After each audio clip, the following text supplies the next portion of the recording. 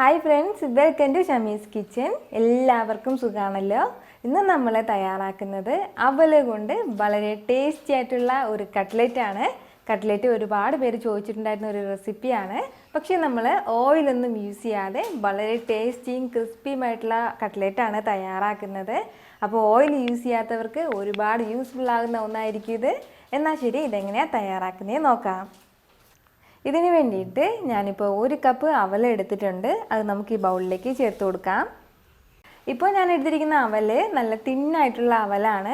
അപ്പോൾ ഇങ്ങനെ തന്നെ വേണമെന്നില്ല, നല്ല കട്ടിയായിട്ടുള്ള അവൽ എടുത്താലും കുഴപ്പമില്ല. അതുപോലെ തന്നെ വെള്ള അവലുണ്ടല്ലോ, അതായാലും പ്രശ്നമില്ല. ഇനി നമുക്ക് ഈ അവൽ നല്ലതുപോലെ കുതിർത്തിട്ടെടുക്കണം. അപ്പോൾ അതിന് വേണ്ടിയിട്ട് ഞാൻ ഇതിലേക്ക് ഒരു 1/2 ഗ്ലാസ് വെള്ളം ചേർത്ത് കൊടുക്കുകയാണ്. ഇനി ഇത് നല്ലതുപോലെ ഒന്ന് മിക്സ് ചെയ്ത് കൊടുക്കാം. ഓരോ അവലിനും ഓരോ രീതിയിലായിരിക്കും വെള്ളം ചേർക്കേണ്ടത്. ചില അവലിന് കൂടുതൽ വെള്ളം ചേർക്കേണ്ടി വരും. ഇതിനി നല്ലതുപോലെ മിക്സ് ചെയ്തിട്ട് ഒരു 2 മിനിറ്റ് മാറ്റി വെക്കാം. അത്രയും സമയം കൊണ്ടിട്ട് നമ്മുടെ അവൽ നല്ലതുപോലെ കുതിർന്നിട്ട് വരും. നമ്മുടെ അവൽ ഇപ്പോൾ നല്ലതുപോലെ കുതിർന്നിട്ട് വന്നിട്ടുണ്ട്. ഞാൻ ഒഴിച്ചു കൊടുത്ത ഫുൾ വെള്ളവും അബ്സോർവ് ആയിട്ടുണ്ട്. നല്ല സോഫ്റ്റ് ആയിട്ട് വന്നിട്ടുണ്ട്. ഇപ്പോൾ നമ്മൾ അവൽ കയ്യിലെടുത്തിട്ട് ഇതുപോലെ പ്രസ് ചെയ്ത് നോക്കുമ്പോൾ നല്ല സോഫ്റ്റ് ആയിട്ടുണ്ടാവും. അപ്പോൾ അതുവരെ നമ്മളൊരല്പം വെള്ളം ഒഴിച്ചിട്ട് ഇതുപോലെ കുതിർത്തിട്ട് എടുക്കണം. അപ്പോൾ എല്ലാ അവലിനും ഈ ഒരു രീതിയിലല്ല വെള്ളം ഒഴിച്ച് കൊടുക്കേണ്ടത്. ചില അവലിന് നമ്മൾ കൂടുതൽ വെള്ളം ഒഴിച്ച് കൊടുക്കേണ്ടി വരും. അപ്പോൾ എങ്ങനെ ആയാലും നല്ലതുപോലെ കുതിർന്നിട്ട് വരണം അവൽ, അത്രയേ ഉള്ളൂ. ഇനി നമുക്കിതിലേക്ക് ഉരുളക്കിഴങ്ങ് ചേർത്ത് കൊടുക്കാം. ഇതിപ്പോൾ ഒരു മീഡിയം സൈസ് ഉരുളക്കിഴങ്ങാണ്. ഞാൻ നല്ലതുപോലെ വേവിച്ചെടുത്തിട്ടുണ്ട്.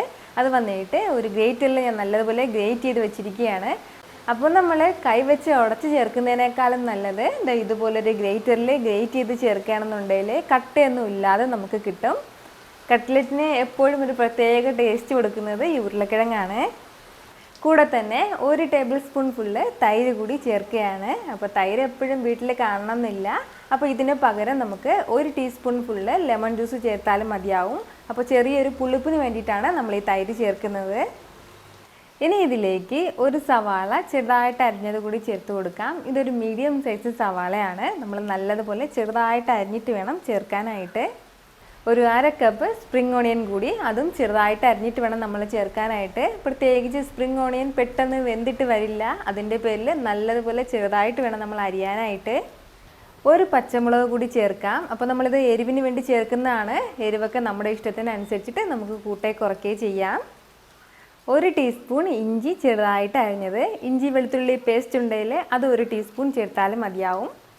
ഇനി നമുക്ക് മസാലകൾ ചേർത്ത് കൊടുക്കാം. 1 ടീസ്പൂൺ ഫുള്ള് മുളക് പൊടി, 1/2 ടീസ്പൂൺ മല്ലിപ്പൊടി, 1 ടീസ്പൂൺ ചെറിയ ജീരകം, 1/4 ടീസ്പൂൺ മഞ്ഞൾപ്പൊടി. ഇനി ആവശ്യത്തിന് ഒരല്പം ഉപ്പ് കൂടി ചേർത്ത് കൊടുക്കാം. ഫൈനലി ഒരല്പം മല്ലിയില കൂടി ചേർക്കുകയാണ്. എന്നിട്ട് നമ്മളിത് നല്ലതുപോലെ കുഴച്ചെടുക്കണം. അപ്പോൾ കുഴച്ചെടുക്കുന്ന ടൈമിൽ ചിലപ്പോൾ അവൽ നല്ലതുപോലെ ഡ്രൈ ആയിട്ടുണ്ടായിരിക്കും. അങ്ങനെയാണെന്നുണ്ടെങ്കിൽ ഒരല്പം വെള്ളം കൂടി ചേർത്ത് കൊടുത്തിട്ട് നമ്മളിത് നല്ലതുപോലെ കുഴച്ചിട്ടെടുക്കണം. ഞാനിപ്പോൾ ഇതുപോലെ കുഴച്ചെടുത്തിട്ടുണ്ട്. നമ്മൾ ചപ്പാത്തിക്കെല്ലാം മാവ് കുഴക്കില്ലേ, അതുപോലെ നല്ലതുപോലെ കുഴച്ചിട്ടെടുക്കാൻ പറ്റും ഇത്. ഇനി നമുക്കിത് ചെറിയ ചെറിയ ഉരുളകളാക്കി മാറ്റാം. അപ്പോൾ അതിന് വേണ്ടിയിട്ട് കയ്യിലൊരല്പം ഓയിൽ പുരട്ടി കൊടുത്തതിന് ശേഷം ചെറിയ ചെറിയ ഉരുളകളാക്കി എടുക്കാം. അല്ലാന്നുണ്ടെങ്കിൽ ഒരല്പം കയ്യിൽ വെള്ളം പുരട്ടി കൊടുത്താലും മതിയാവും. ഇതുപോലെ ഓരോ ഉരുളകളും ഉരുട്ടിയെടുക്കാം. അതിനുശേഷം കൈ വെച്ചിട്ട് ചെറുതായിട്ടൊന്ന് പ്രസ് ചെയ്ത് കൊടുത്താൽ മാത്രം മതിയാവും. ഇതുപോലെ നമുക്ക് ബാക്കിയുള്ളതും ചെയ്തെടുക്കാം. കട്ട്ലറ്റ് എല്ലാം ഈ ഒരു രീതിയിൽ ഞാനിപ്പോൾ തയ്യാറാക്കി എടുത്തിട്ടുണ്ട്. ഇനി നമുക്കിത് കുക്ക് ചെയ്തെടുക്കാം. ഇതിപ്പോൾ ഞാൻ ഇതുപോലൊരു പാനാണ് എടുത്തിട്ടുള്ളത്. ഇതിലേക്ക് നമുക്കിനി ഓരോ കട്ട്ലറ്റായിട്ട് വെച്ച് കൊടുക്കാം. ലോ ഫ്ലെയിമിൽ വെച്ചിട്ട് വേണം നമ്മളിത് നല്ലതുപോലെ ഫ്രൈ ചെയ്തെടുക്കാനായിട്ട്. ഇതിലിനി പ്രത്യേകിച്ചിട്ടൊന്നും തന്നെ വേകാനായിട്ടില്ല. നമ്മൾ ഉരുളക്കിഴങ്ങ് ചേർത്ത് കൊടുത്തത് നല്ലതുപോലെ വെന്തിട്ടുള്ളതാണ്. അതിൻ്റെ പേരിൽ നല്ലതുപോലെ 2 സൈഡും ക്രിസ്പി ആകുന്നത് വരെ മാത്രം നമ്മളിത് നല്ലതുപോലെ ഒന്ന് ഫ്രൈ ചെയ്താൽ മതിയാവും. ഇതിപ്പോൾ നോൺ സ്റ്റിക്ക് പാൻ ആയതിൻ്റെ പേരിൽ അടിക്കൊന്നും പിടിക്കാതെ കറക്റ്റായിട്ട് നമുക്കിത് കിട്ടും. അപ്പോൾ നോൺ സ്റ്റിക്ക് പാൻ ഇല്ലയെന്നുണ്ടെങ്കിൽ സാധാരണ ദോശ തവയിൽ നമ്മൾ ദോശ ചുടാൻ വേണ്ടിയിട്ട് ഒരല്പം ഓയിൽ പുരട്ടില്ലേ, അതുപോലെ ഓയിൽ പുരട്ടിയതിന് ശേഷം നമ്മളിതുപോലെ ഫ്രൈ ചെയ്തെടുത്താൽ മതിയാവും. 2 സൈഡും ലൈറ്റ് ബ്രൗൺ കളർ ആകുന്നത് വരെയും നമ്മളൊന്ന് ഫ്രൈ ചെയ്തെടുക്കണം. നല്ല ലോ ഫ്ലെയിമിൽ വെച്ചിട്ട് വേണം നമ്മളിത് ഫ്രൈ ചെയ്ത് എടുക്കാനായിട്ട്, അല്ലാന്നുണ്ടെങ്കിൽ പുറം ഭാഗം പെട്ടെന്ന് കരിഞ്ഞിട്ട് പോകും.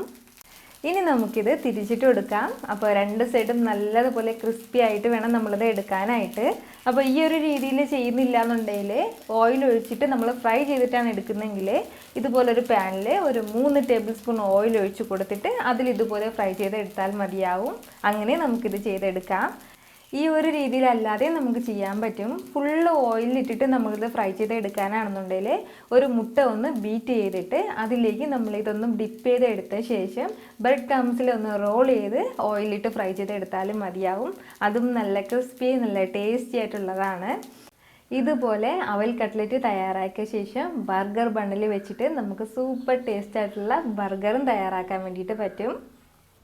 ഇനി നമുക്കിത് ഒന്നുകൂടി ഒന്ന് തിരിച്ചിട്ട് കൊടുക്കാം.